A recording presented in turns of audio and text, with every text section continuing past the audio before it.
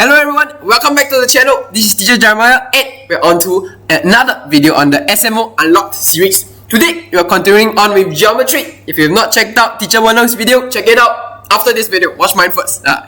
And today we are on the isosceles triangle 2. Isosceles triangle chain. Another isosceles triangle question. Let's have a look. Oh, this is a 2019 SMO question. In the following diagram, P1, P2, all the way until P8 are points on ABC, triangle ABC, such that, what does this mean? And, the figure below, it looks so complicated. No worries. We can see this AP1 and these two lines. One is meaning is, this is the length of the line segment, AP1. It is equal to the length of AP8. So we have AP1 and AP8. And we have PI plus 1 for all I equals to 2 all the way until 7.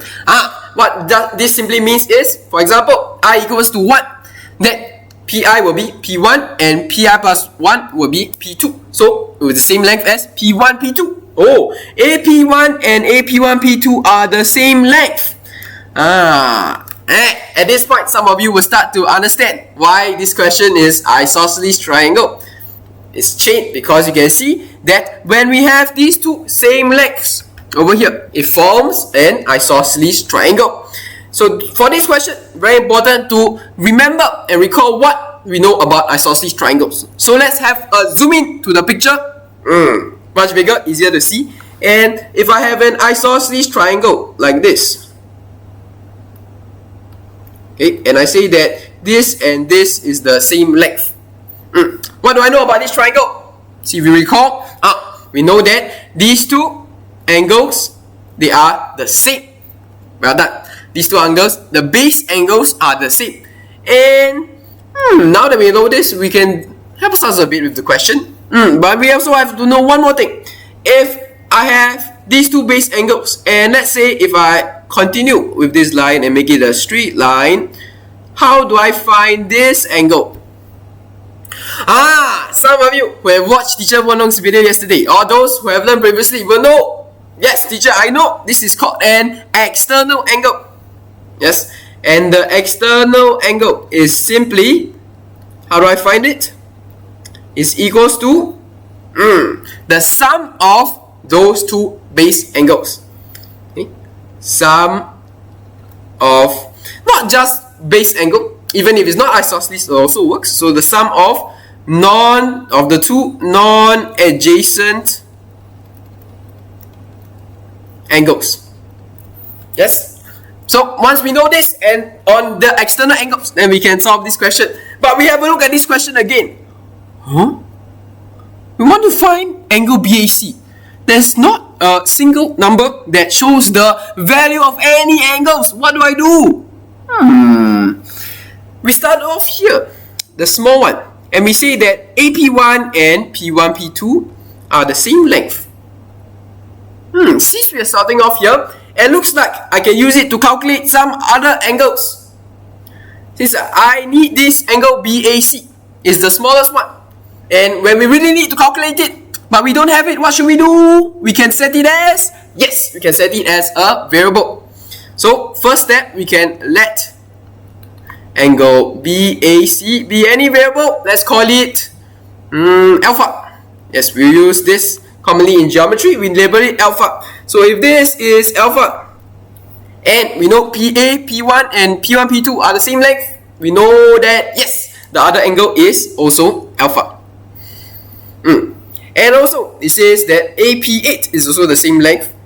And anything else? Since P1, P2, not only that, all the way until 7. So P7, P8 is also the same length. And I can see that, this is the also alpha. What else? Since I know these two angles, can I find any more angles?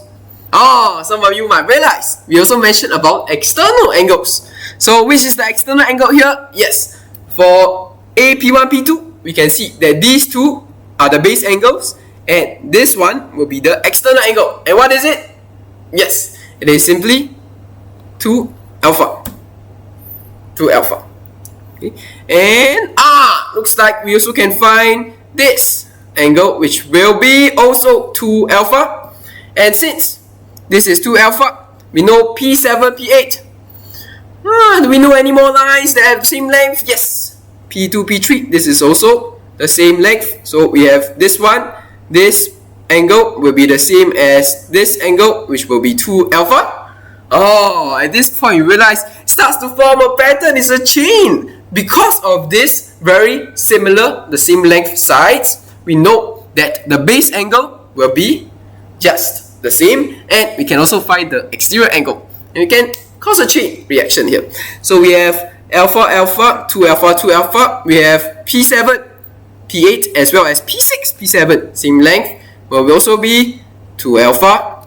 And what else can we find? Oh, we can also now find the external angle.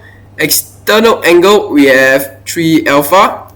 And this one, 3 alpha. Any more? Oh, looks like P2, P3 and P3, P4.